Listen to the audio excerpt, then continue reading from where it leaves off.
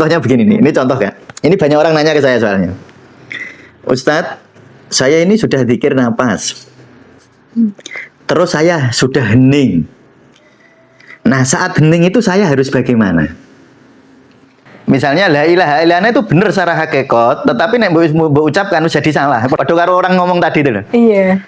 Kalau saya sudah hening, apa yang harus saya lakukan? Itu sudah salah. Nah, ojo serius-serius banget. Apa itu kalau belajar tauhid ya? Jangan serius-serius banget. Nanti itu terjebak di dalam emosi. Karena orang serius, orang ketika berpikir kuat, emosi mesti muncul nggak? Nggak mungkin nggak, karena pikiran dan emosi itu jadi satu. Nah, ketika emosi muncul, maka ketika seseorang melampaui pikiran, masalahnya hilang.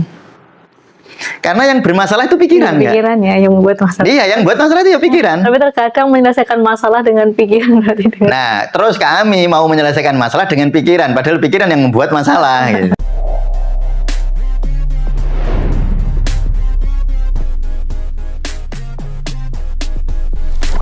Assalamualaikum warahmatullahi wabarakatuh. Waalaikumsalam warahmatullahi wabarakatuh. Salam bahagia untuk kita semua. Selamat kembali ke YouTube channel Tasawuf Indonesia. Kali ini kita ada pada sesi panduan praktis zikir nafas. Untuk kemarin kita sudah membahas tentang highlight-nya itu tentang mendahulukan zikir sebelum berpikir ya Pak. Nah, untuk hari ini kita akan membahas lebih lanjut tentang hakikat zikir itu sendiri. Ya, apa monggo langsung bahas mawon untuk hari ini. Kemarin saya belum sempat baca satu paragraf ya. Ya, kita masuk ke halaman 34 yang sudah pegang bukunya. Nah, kalau perlu sambil bawa pulpen gini ya, sambil dioret-oret gitu kalau nanti, karena seringkali ada beberapa penjelasan yang ternyata saya nggak tulis gitu. Nah, itu pentingnya ngaji bandungan semacam itu tuh gitu kan. Nah, jadi kita baca paragraf per paragraf sehingga kita tahu, kadang-kadang kalau nulis itu kadang-kadang ya kelewat itu. Ya, baik ya. Nah, paragraf kedua dari bawah. Pikiran beroperasi dengan membedakan dan memecah realitas menjadi dua kutub.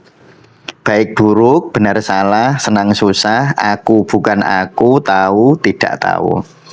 Aku sebagai subjek secara konstan melakukan pemisahan ini. Inilah dunia dualitas yang seringkali membuat kita tersesat di belantara pikiran. Terjebak dalam perbandingan, penilaian, dan konflik internal yang tak berkesudahan. Keinginan aku sebagai subjek untuk selalu menjadi tahu, seringkali justru memperkuat dualitas ini karena ia terus menciptakan kategori dan label baru. Jadi gini ya, sifat pikiran itu pikiran itu nggak berfungsi ketika nggak ada dualitas. Nggak berfungsi dia. Dia tidak bisa menjangkau sesuatu yang tidak dualitas ya. Jadi misalnya kami itu bisa memahami hitam karena ada warna lain gitu. Kalau seandainya dunia ini hitam tok, ya nggak ada warna lain, ya nggak ada pikiran tentang warna. Nggak ada tentang warna, itu nggak ada. Ketika kita mikir warna, lalu pikiran membagi mendualitas, warna banyak gitu. Ini hijau, ini merah. Tapi seandainya Allah itu membuat dunia itu warnanya sama, maka kita nggak ada pengetahuan warna dan pikiran nggak perlu. Nah itu ya, jadi kalau pikiran itu banyak bisa berfungsi, misalnya baik buruk, benar salah. Misalnya masalah kaya, ya kaya itu baru bisa kita imajinasikan karena di dalam benak kita ada miskin gitu. Kalau seandainya semua orang itu sama, kekayaannya dalam realitas itu sama, orang nggak akan membahas kekayaan ya, karena sama, karena itu bisa kita bahas ketika ketika sesuatu itu berbeda, baru pikiran itu baru bekerja. Jadi pikiran itu bekerja karena perbedaan gitu kan. Nah, makanya kalau masuk ke dalam tauhid, ke dalam kesatuan, itu harus melampaui pikiran, bukan meninggalkan pikiran loh ya. Melampaui. Nanti pikiran itu pada suatu ketika, pikiran itu akan sampai di titik di mana dia memahami bahwa aku nggak bisa. Nah, itulah baru masuk ke tauhid. Jadi makanya la ilaha dulu baru ilallah. La ilaha itu menidakkan dulu. Jadi pikiran akan, misalnya saya melihat matahari, ada terbit, ada tenggelam, berarti bukan Allah, karena ada terbit tenggelam tadi, karena ada dualitas. Matahari terang dan redup. Nah, berarti ada dualitas. Bulan sabit dan bulan purnama, ada dualitas. Dualitas itu bisa pluralitas ya, bukan hanya dua gitu, tapi bermakna plural. Plural itu banyak gitu. Nah, jadi perbedaan atau gradasi-gradasi semacam itu yang membuat pikiran bisa berpikir. Nah, tapi suatu ketika kan mesti mikir lah, siapa yang membuat dualitas itu gitu. Kan gitu kan? Yeah. Siapa yang akan membuat dualitas? Siapa yang akan membuat pluralitas? Yang membuat macam-macam warna itu siapa? Nek wong Jawa bisa ngecat Lombok sapa? Lombok itu kan ada hijau, ada merah, ada kuning gitu. Iya, ada. Ya, Lombok beda-beda loh, Kak. Kalau di Purwodadi Lombok warna apa biasanya yang sering? Kebanyakan warna putih nih, apa ya? Bukan putih yang kuning gitu. Iya, putih ya, gitu. Kuning. Kalau di Semarang kan jarang kayak gitu, lebih banyak yang hijau kan. Ya, atau yang merah kalau di Semarang ya. Nanti di daerah. Nah, itu pertanyaannya siapa yang ngecat Lombok gitu? Yang ngecat pluralitas atau perbedaan Mijiku Hibiliu itu. Kan merah, Mijiku itu singkat apa? Merah, jingga, kuning, hijau, biru, lalu ya itu. Nah itu kan yang lalu pertanyaan yang menciptakan itu siapa? Nah, lalu pikiran mengatakan pasti ada yang menciptakan, dan yang menciptakan mesti bukan dualitas. Iya kan? Iya, beneran. Nah, karena kalau dualitas nanti pikiran akan menjangkaunya. Kalau menjangkau pikiran akan bertanya siapa yang menciptakan, mesti gitu kan? Nah, akhirnya baru ilallah kan. Baru ilallah. Jadi pikiran itu menyimpulkan mesti ono yang menciptakan gitu. Itu kesimpulan di pikiran. Makanya terus di dalam Al-Quran itu yang kemarin saya katakan wa yatafakkaruna fi khalqis samawati wal ard. Terus ma khalaqta hadza batila kan seterusnya begitu. Kalau di ayat sebelumnya kan kalau nggak keliru ya, ayat sebelum yang kemarin kita baca itu inna fi khalqis samawati wa ikhtilafil nahari wal laili wan nahari itulah ayat. Jadi itu ayat itu ya harus plural atau harus dualitas minimal. Harus ada pembandingnya gitu. Coba kami kalau dalam penelitian kuantitatif misalnya, kalau nggak ada pembandingnya ya nggak ada. Iya. Ya nggak akan ada kesimpulan, ya nggak bisa dipikirin. Kami misalnya, ya misalnya ada penelitian zikir nafas terhadap pengaruh zikir nafas terhadap kecemasan misalnya. Ada penelitian kayak gitu ya. Nah, kan harus dibandingkan kalau yang zikir nafas bagaimana atau awalnya bagaimana, setelah zikir nafas bagaimana, kan harus dibandingin. Nah, membandingkan kan harus lebih dari satu berarti. Benar. Nah, kalau hanya satu yang nggak bisa bandingin sama siapa. Dan itu merana pikiran nggak bisa menjangkau zatnya. Tetapi pikiran bisa menyimpulkan adanya gitu loh, Kak. Oh, oke. Secara apa nih? Kalau saya nggak tahu karena saya takut istilah filosofi kayak saya salah. Tapi filsafat atau filosofi kan sebenarnya nggak usah ada namanya juga nggak apa-apa. Maksudnya gini, pikiran itu bisa menyimpulkan bahwa Allah itu mesti ono. Karena ini yang berealitas ini, Mas. Dan yang menciptakan itu mesti nggak sama dengan misalnya dualitas ya. Yang menciptakan hijau, biru, jingga, tadi biru, ungu. Yang menciptakan ya mesti nggak jingga, nggak biru, nggak ungu, nggak ini. Dia yang menciptakan gitu ya. Dia berbeda dengan makhluk. Makanya kalau kalau dalam ayat sifat-sifat Allah itu kan Allah itu berbeda dengan makhluk. Ya kalau kita qiyamuhu binafsihi wa daniyah qudrat irodat itu mesti irodatnya Allah mesti beda dengan irodahnya makhluk. Kan ya harus begitu dulu. Allah itu Allah wujud kidam kok mukhalafatul lil hawadisi ya toh. Mukhalafatul lil hawadisi itu beda sama yang diciptakan. Qiyamuhu binafsihi wahdaniyah qudrah irodah. Jadi kalau Allah wujud kidam bako mukhalafatul lil hawadisi berbeda dengan makhluk. Ya berarti yang menciptakan itu ada tapi mesti nggak sama dengan yang diciptakan. Nah, jadi zikir itu makanya kalau Allah menjangkau dalam tanda petik menjangkau Allah itu lewat zikir. Nggak bisa lewat mikir, nggak bisa lewat filsafat. Menjangkau zat Allah loh. Menjangkau zat Allah ya. Nggak bisa dengan filsafat hanya menyimpulkan adanya Allah. Menyimpulkan, mesti ono, orang mungkin ono. Karena kalau kita lihat ini di dunia ini hujan dari mana? Dari sublimasi atau apa itu namanya? Air laut yang apa itu namanya? Menyublim apa gimana ya? Menguap terus di atas kan terus terus dia terjadi proses kimiawi gitu, atau fisika gitu, lalu dia jadi ini. Berarti dia berasal dari laut. Nanti mesti bertanya, laut dari mana asalnya? Dari sungai. Nah, sungai asalnya dari mana? Dari gunung-gunung asalnya dari mana? Hujan lagi muter gitu kan? Nah, tapi pikiran pasti akan bertanya, loh yang ngatur itu loh siapa? Mesti bertanya gitu. Nah jadi nanti kalau di pikiran nanti lihatnya siklus Kak, kalau di pikiran itu. Kalau dalam dunia pengobatan itu homeostasis, saling mempengaruhi. Jadi misalnya gini, homeostasis itu. Yang menurunin gula itu siapa? Yang nurunin gula itu insulin. Tapi kalau insulin terus yang kerja kan gulanya ngedrop. Berarti harus ada yang meningkatkan gula, namanya glukagon. Jadi glukagon itu meningkatkan gula, insulin nurunin gula, dan mereka bekerja homeostasis, seimbang Kak. Kalau terlalu turun, glukagonnya yang kerja. Kalau terlalu naik, kami habis makan, habis sarapan, insulinnya yang kerja. Kalau pas puasa, glukagonnya yang kerja. Nah, jadi kalau di pikiran nggak bisa nemuin ujungnya Kak, kalau pikiran. Lah ujungnya di mana itu? Yang kayak kalau lingkaran itu ujungnya di mana? Tapi nanti kita akan berpikir ujung lingkaran adalah di tangan yang membuat lingkaran. Oh iya. Yang tahu ya yang membuat lingkaran itu. Iya. Coba kami kalau ada lingkaran itu ya tuh. Kalau kami hanya melihat lingkarannya, kami nggak akan tahu ujungnya. Ini ujungnya yang mana? Karena semua ujung. Ya, makanya lingkaran itu selalu salah satu bentuk yang unik ya. Karena ya ujung pangkalnya nggak ketahuan gitu. Kamu baru tahu kalau lihat yang buat. Oh, ujungnya tadi di situ dia mulainya gitu. Jadi kalau ditanya lingkaran nggak ada ujungnya, tetapi mesti yang buat itu tahu di mana ujungnya. Oh, ujungnya di situ gitu. Waktu saya buat lingkaran itu. Nah, jadi pikiran itu menjangkau adanya Allah.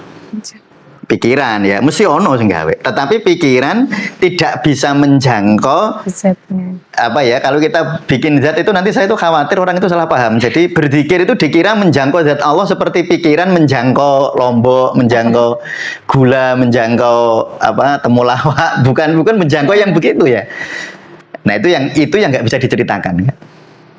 Nah, itu ilmu yang huduri, ilmu yang nggak bisa diceritakan ya.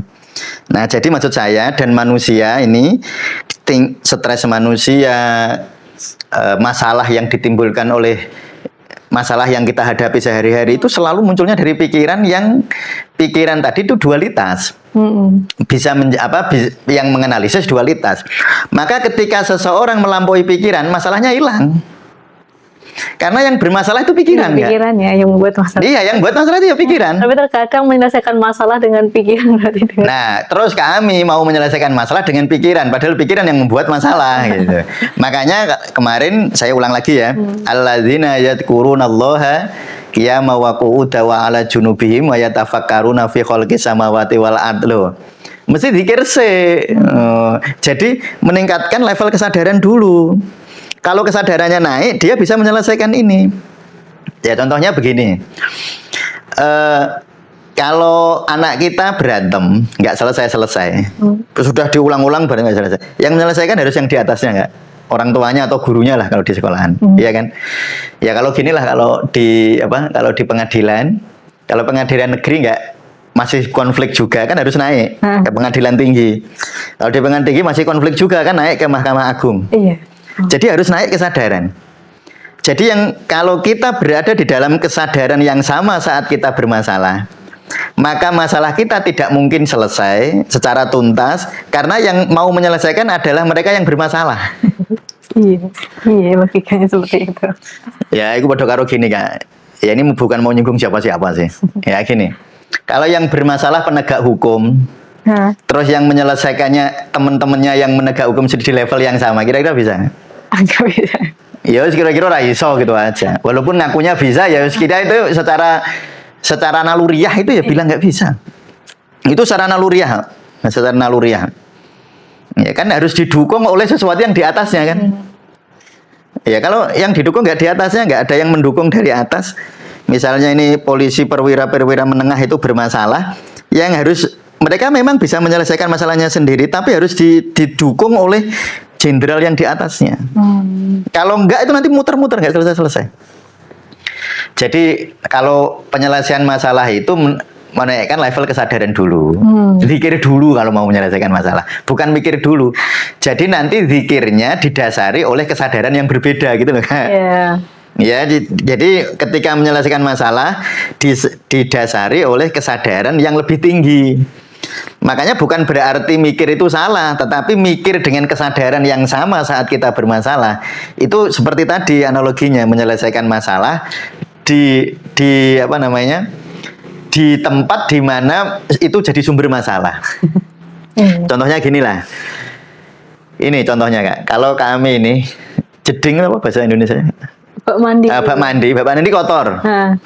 Ya mungkin kalau sumbernya dari situ kita bisa menyelesaikan masalah ya. Tetapi akan lebih bagus lagi kalau penyelesaian masalah itu dari mata airnya. Iya benar.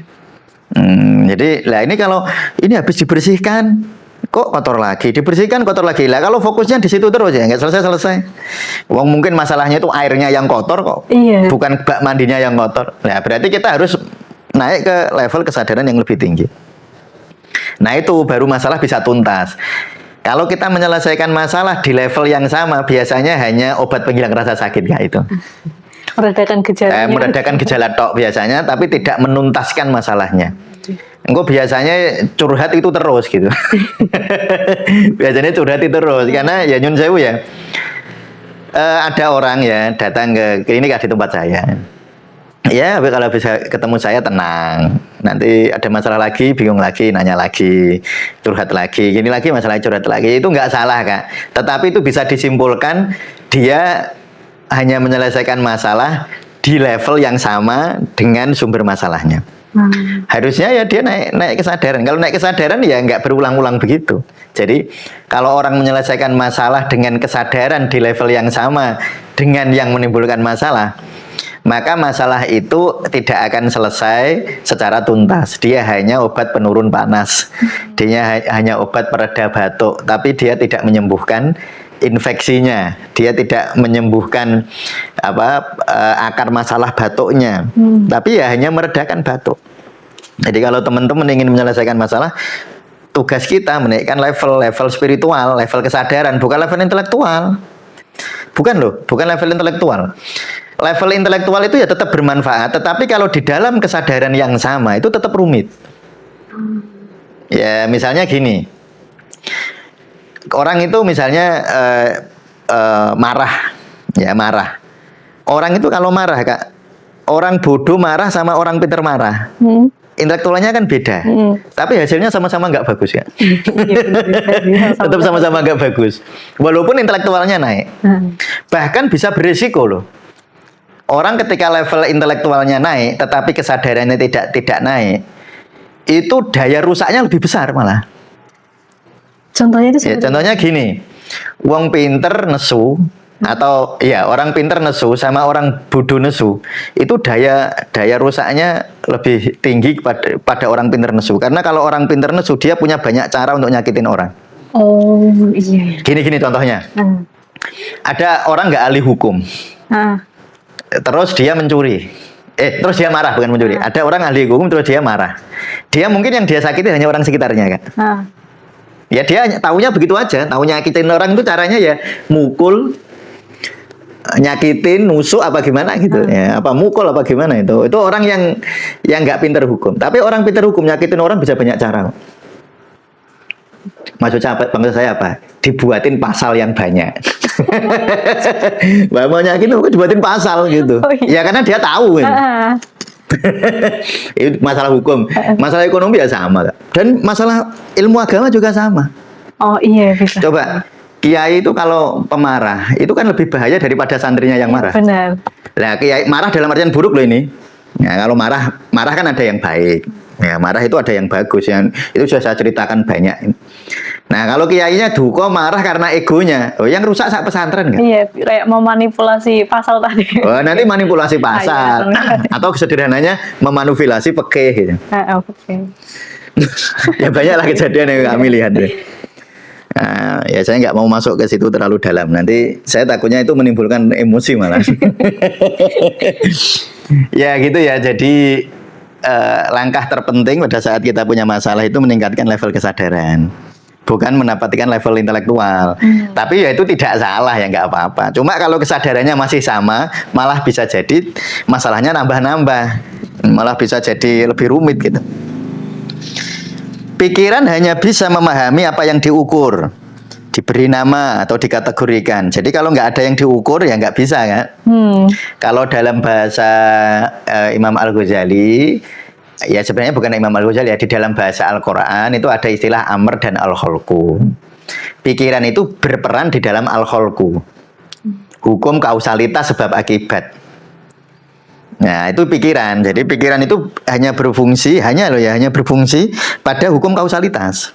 Ya kayak tadi, dia itu hanya misalnya membuktikan adanya Allah. Adanya Allah bisa dibuktikan lewat pikiran nggak?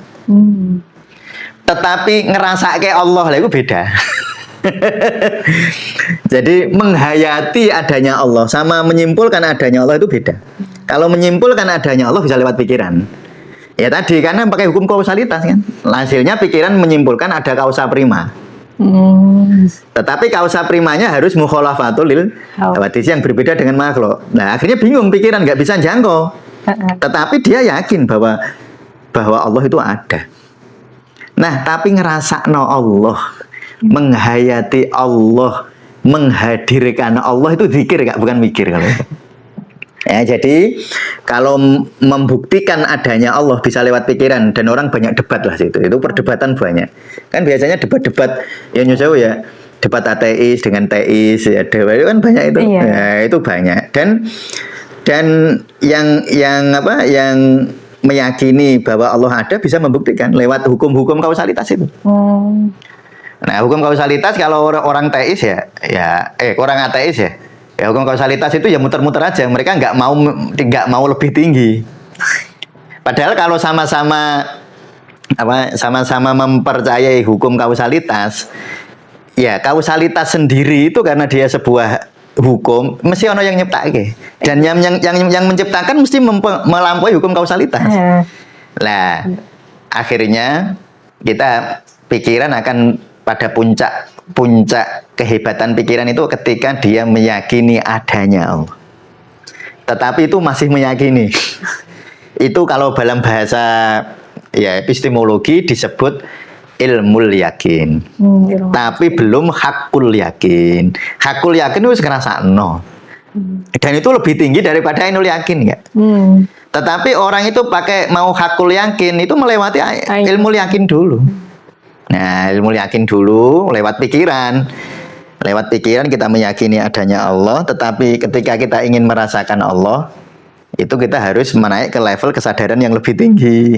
Nah, ketika masuk ke kesadaran lebih tinggi baru kita bisa merasakan Allah. Nah, jadi ya, pikiran hanya bisa memahami apa yang bisa diukur, diberi nama atau dikategori. Ada batasnya pikiran itu. Batasannya di kategori. Nanti mungkin ada ya, saya bacakan lagi.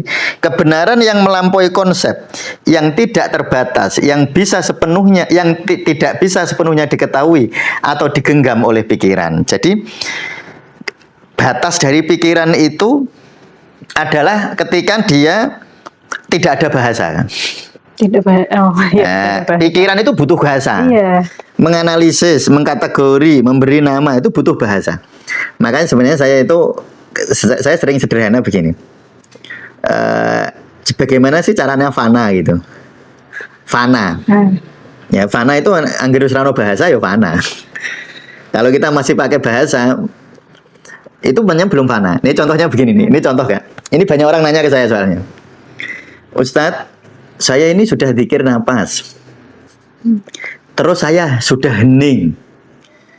Nah, saat hening itu saya harus bagaimana? Berarti belum hening kan? Berarti belum hening. Itu orang yang sering nggak sadar, itu berarti bukan hening, itu ngalamun. Masih nanya bagaimana tadi? Jadi karena keheningan itu melampaui bahasa dan melampaui semua pertanyaan. Mesti ora takon. Nah, saya takon, ya berarti belum hening. Atau masih hening relatif saya. Hening relatif. Saya menghiburnya begitu, Kak. Itu hening relatif, itu bukan keheningan. Atau orang ngomong begini nih, aku sudah hening. Itu sudah keliru, Kak. Iya. Loh berarti wis ana aku kuwi. Masih ada. Berarti masih ada aku. Lah iku belum hening.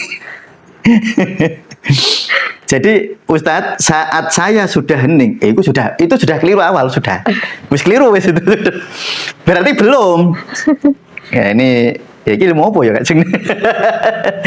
Jadi ketika orang ngomong aku Ustadz kalau saya sudah hening, nggak bisa, wong saya sudah hening itu sudah salah itu. Makanya saya kan sering ngomong kan, la ilaha illa ana itu benar secara teoritis, salah ketika diucapkan. Ya bener, la ilaha illa ana itu bener, hakikatnya memang la ilaha illa ana. Ora ono aku kejaba Allah, bener itu. Ya. Iya benar. Ingat ini kita nanti yang sering orang kesulitan tuh di sini kan. Benar. Di sini. Banyak paradoksnya. Banyak paradoksnya. Jadi misalnya la ilaha illa ana itu bener secara hakikat, tetapi nek mbok ucapkan jadi salah. Padha karo orang ngomong tadi itu loh. Iya. Kalau saya sudah hening, apa yang harus saya lakukan? Itu sudah salah. Karena orang yang sudah hening aku ora ono kok kalau aku sudah hening. Ya berarti urung hening. Jadi ngomong wis salah sih gitu kan? Ngomong itu salah sih. Jadi keheningan itu nggak bisa Kak disampaikan dengan kata-kata. Misalnya kami nanya sama saya, Abah sudah hening belum? Lah aku jawab mesti salah. Loh kalau aku ngomong aku ini sudah hening terus itu, ya gue salah itu. ya nanti dihayati ya teman-teman ya, tolong ini betul-betul dihayati. Dan memang begini Kak, ya saya merasakan dulu waktu saya ngaji sama Abah, wis muter-muter jadi bingung dewe. Nah kalau sudah begitu ya sudah, Abah langsung ngopi, wis ora usah dipikir jeru-jeru. Tapi itu bener, karena kalau semakin dipikir jeru-jeru kan semakin terjebak dalam pikiran nanti. Iya. Piye begitu ya. Terus guyu aja. Terus gimana Pak ya? Langsung tertawa-tawa aja, bahas bal-balan itu aja malah. Bahas sepak bola. Wah ini Rodri ini dari Manchester City itu mau tetap ke Manchester City apa mau ke Real Madrid apa mau ke Barcelona gitu. Kan ini agak ibadah. Saya seneng kayak gitu ya. Kalau saya kadang-kadang pikiran saya itu terlalu kepengin mikirin hal-hal semacam itu kan, kadang-kadang pikiran itu kan ngajak ke situ ya. Ngajak mikirin hakikat.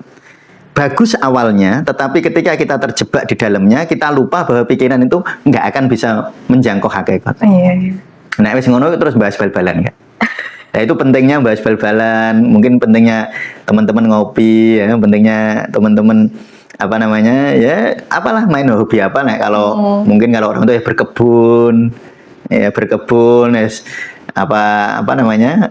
ngejalanin hobi lah. Nah, gitu. Saya kadang-kadang kalau nulis buku itu kadang-kadang kan ada semacam tarikan yang membuat saya nanti ada ego yang ingin menjangkau hakikat. Nah, kalau sudah begitu tuh cirinya itu bingung, dan bingungnya itu bingung yang saya dulu pernah merasakan kayak gitu, dan puncaknya itu sampai tubuh saya lemes. Sampai seperti nggak punya tubuh malah. Sampai segitu itu dulu. Nah, itu dulu untungnya tekniknya waktu saya ngaji tekniknya apa? Ya terus diajak guyon itu. Diajak bahas panganan aja, diajak hal-hal yang mubah-mubah itu loh. Iya. Wah, kita ya, gawe gedang goreng enak ya. Golek ndelok nang kebun ono gedang ora. Ya sudah, bahas yang gitu-gitu aja. Karena kalau yaitu pikiran itu harus distrategi kayak gitu kan. Nah, ojo serius-serius banget. Apalagi kalau belajar tauhid ya. Jangan serius-serius banget. Nanti itu terjebak di dalam emosi. Karena orang serius, orang ketika berpikir kuat, emosi mesti muncul nggak? Nggak mungkin nggak, karena pikiran dan emosi itu jadi satu. Nah, ketika emosi muncul membuat pikiran nggak objektif loh, malah muter-muter nanti. Iya. Pertama serius, bagus ya. Terlalu serius, emosi muncul membuat pikiran jadi nggak jernih lagi. Kan muter-muter itu. Makanya nek terlalu serius ya guyon. Bahas apa? Ya kadang-kadang scrolling HP cari yang lucu-lucu gitu, kadang-kadang manfaatnya yang kayak gitu kan. Tapi nek terjebak terus ke scrolling ya itu yang jelek juga. Ya jadi memang urip yo ngono kuwi kan. Ya serius, ora ya ora. Mulane wong Jawa itu bagus, saya itu seneng istilah Jawa ngono ya ngono tapi aja ngono gitu. Itu kan bingung enggak?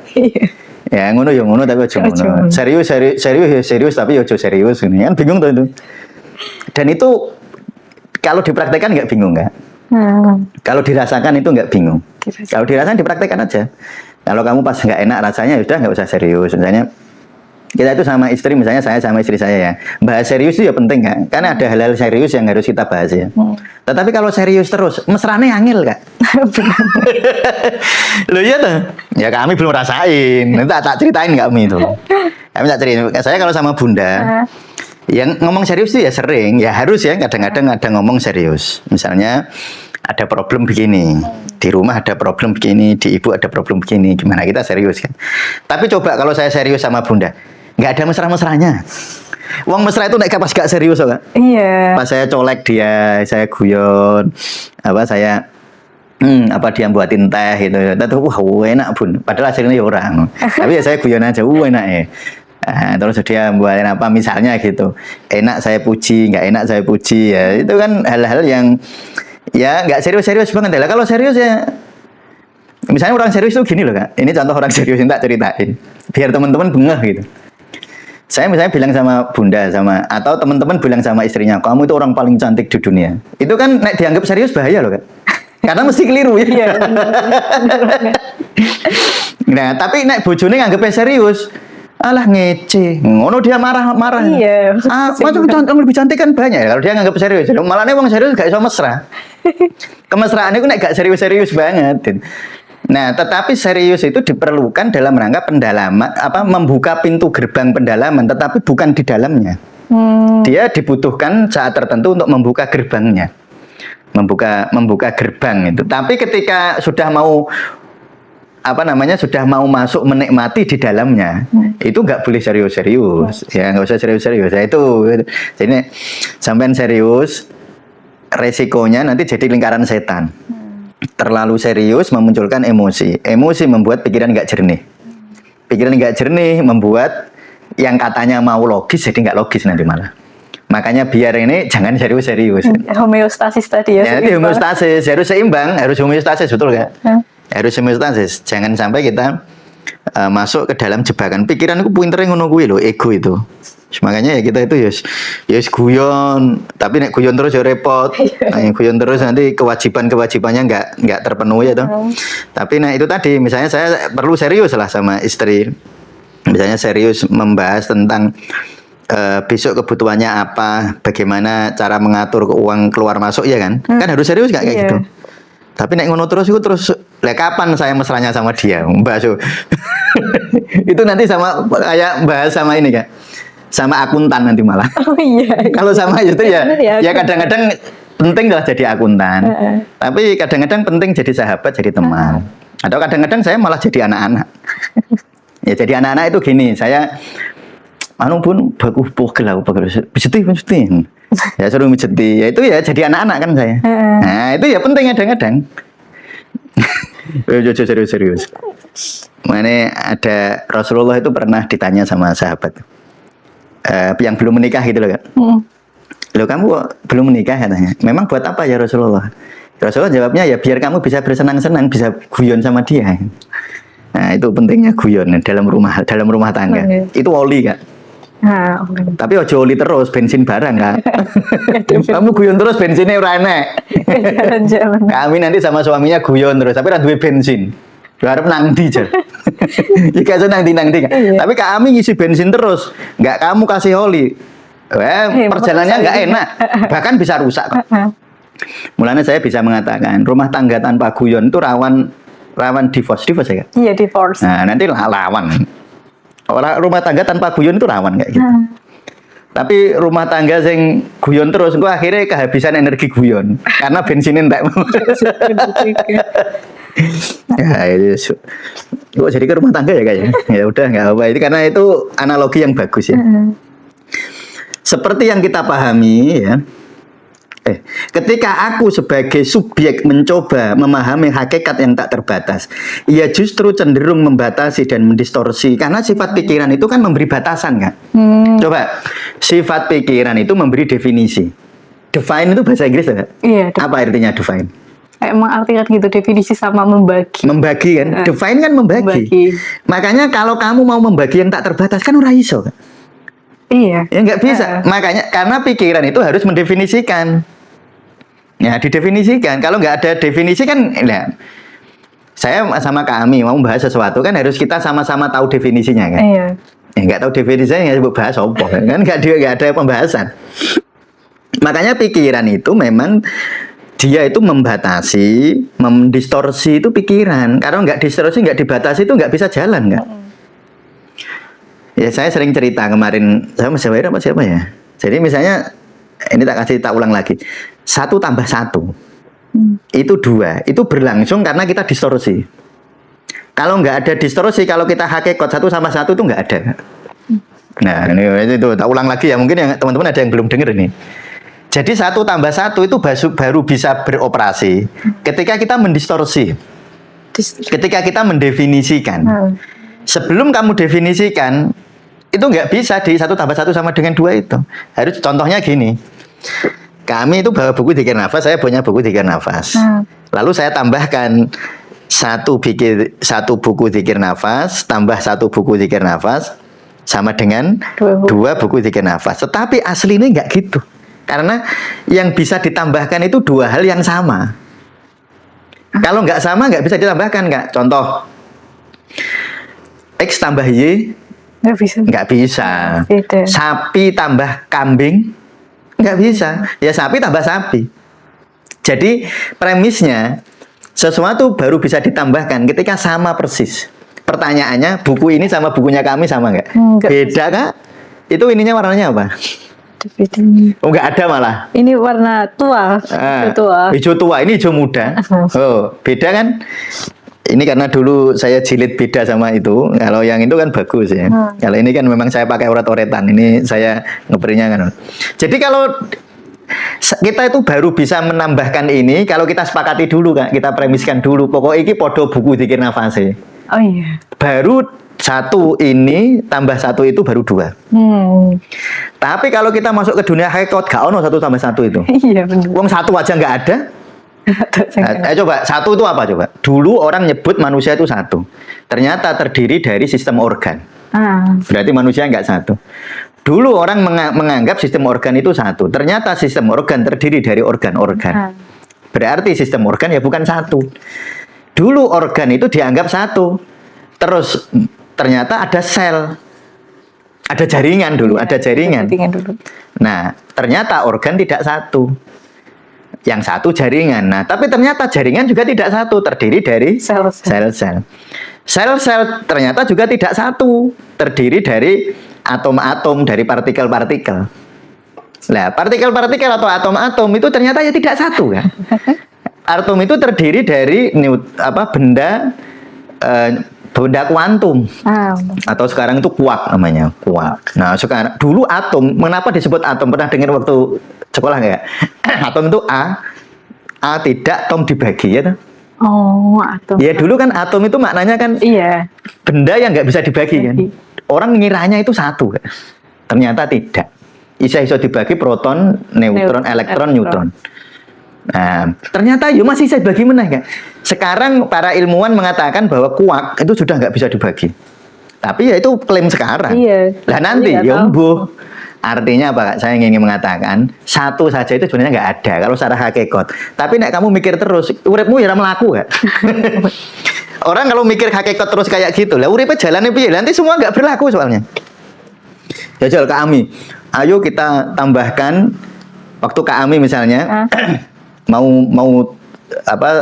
tukeran, mau nambahin ini buku Zikir Nafas, kita samakan dulu. Wah ini kurang panjang ya, kita panjangin ya biar bisa ditambahin. Lah kapan Jajal? Makanya berhentinya kalau kita sepakati.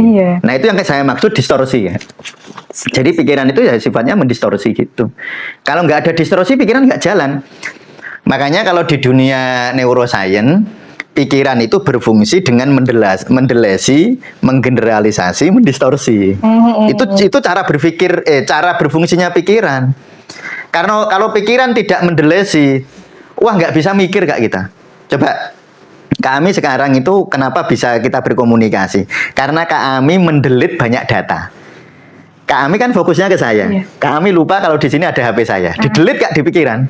Di sini ada pulpen, nggak sadar kan dari tadi. Di sini warnanya apa? Ada ini, ada tembok gini. Kak Ami baru sadar. Jadi Kak Ami bisa berkomunikasi sama saya, pikiran Kak Ami bisa berdiskusi sama saya karena pikiran Kak Ami mendelesi banyak hal. Atau Kak Ami bisa ngobrol sama saya karena Kak Ami menggeneralisasi, digeneralisasi. Nah pokoknya aku tak anggap Pak Mus ngono ae. Dianggap abah gitu aja. Padahal mungkin di dalam diri saya ini sekarang itu banyak hal yang mungkin saya sedang berbicara sebagai diri yang berbeda. Tapi Kak Ami perlu menggeneralisasi. Jadi menggeneralisasi bahwa itu abah. Dah gitu. Jadi pikiran itu hanya bisa bekerja dengan apa? Delesi, dengan distorsi, dengan generalisasi. Oleh karena itu, pikiran tidak bisa menjangkau hakikat. Apalagi Allah. Wong amer aja menjangkaunya susah kok. Amer loh, ruh itu loh. Ruh itu kan apa? Kulir ruhu min amri robbi, amernya Allah itu aja dijangkau susah. Apalagi mau menjangkau yang membuat ruh. Makanya pikiran itu sekali lagi tadi itu bisa bekerja. Itu coba ya nanyalah ke ilmu komunikasi kalau nggak percaya atau buka NLP. Jadi pikiran itu ada data. Ini ada data masuk ke pikiran saya delete dulu. Yang nggak penting-penting saya hilangin. Menurut pikiran ya. Saya delete, saya distorsi, saya generalisasi, terus baru muncul persepsi. Jadi persepsi sebenarnya hasil dari kerja pikiran yang sudah mendistorsi. Kerja pikiran yang sudah mendelesi. Kerja pikiran yang sudah menggeneralisasi. Jadi kalau kamu percaya sama persepsimu, kamu sebenarnya tidak sedang berada di dalam dunia hakikat. Kamu sedang, jadi percaya pikiran itu percaya terhadap ketidakhakikatan sesuatu. Ya. Percaya terhadap. Tapi itu penting loh ya, karena kalau nggak begitu kita nggak bisa bekerja. Nggak bisa berpikir. Nggak bisa berpikir. Jadi percaya kepada pikiran 100% itu tipuan pikiran nggak? Nah itu maksud saya. Percaya pada pikiran 100% itu tipuan dari pikiran. Karena pikiran itu sebenarnya mempersepsi sesuatu yang sudah di-delete, sudah digeneralisasi, sudah di... Nah, generalisasi itu semacam ini loh. Ini kita anggap aja buku Zikir Nafas gitu. Iya. Padahal kalau kita teliti mungkin ada, kami nggak tahu kan ada yang sobek, ada yang rusak. Iya. Kami nggak tahu. Tapi kami sudah, mungkin kami lihat tetapi nggak disadari. Sehingga kami generalisasi saja. Pokoknya itu buku gitu. Nah kalau nggak gitu nggak bisa Kak. Kami nggak bisa bekerja. Coba kami kalau sekarang kami bisa mengakses semua data di sini. Ya kami bengong tok sih. Overload. Jadi terus ngomong-ngomong ya. Itu. Nah itu ya, saya kira gitu Kak. Ya ini nyun sewu memang bahasan-bahasan di hakikat zikir itu akan ya membahas hal-hal semacam ini dan saya paham bahwa itu sulit ya. Sulit kalau dipikir banget-banget. Ya, terus gimana Ustadz? Ya, pokoknya kan mikir banget-banget, wis bingung, wis ngeteh, ngopi, mikir bal-balan, mikir hobi. Ya yang seneng berdendang lagu ya nyanyi gitu aja udah. Ya saya kira gitu, terima kasih ya. Oke, terima kasih Pak untuk pembahasan hari ini. Untuk teman-teman yang sudah menonton hingga akhir video, saya ucapkan terima kasih dan mungkin bila ada pertanyaan ataupun saran bisa dicantumkan ke kolom komentar atau langsung saja menghubungi admin Tasawuf Indonesia. Ya. Untuk sesi hari ini kita cukupkan. Wassalamualaikum warahmatullahi wabarakatuh. Waalaikumsalam.